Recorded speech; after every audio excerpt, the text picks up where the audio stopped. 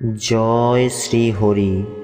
আপনি যদি দুঃখের দিকে মনোনিবেশ করেন তবে আপনি সর্বদা দুঃখিত থাকবেন, আর যদি সুখের দিকে মনোনিবেশ করেন তবে আপনি সর্বদা সুখী হবেন। আপনি যে দিকে মনোযোগ দেবেন তা সক্রিয় হয়ে উঠবে, তা অবিলম্বে আপনার জীবনে প্রবেশ করা শুরু হবে। এটাই প্রকৃতির নিয়ম। অর্জুন একটাই সিদ্ধান্ত নিল যে আমি শুধু কৃষ্ণকে চাই। বাকি সব সিদ্ধান্ত কৃষ্ণই করে দিলেন। আপনিও একটি সিদ্ধান্ত নিন এবং সে সিদ্ধান্ত যাই হোক না কেন কৃষ্ণকেই বাছুন, এবং তারপর সমস্ত সিদ্ধান্ত শুধুমাত্র কৃষ্ণের উপর ছেড়ে দিন।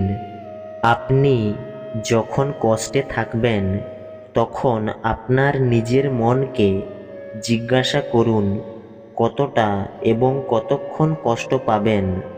মন বলবে, যে লোকেরা আমার সাথে অনেক খারাপ কাজ করেছে তাদের ক্ষমা চাইতে হবে, তাদের পরিবর্তন হতে হবে, যা কখনো নাও হতে পারে, কারণ তারা মনে করে যে তারা কোনো অন্যায় করেনি।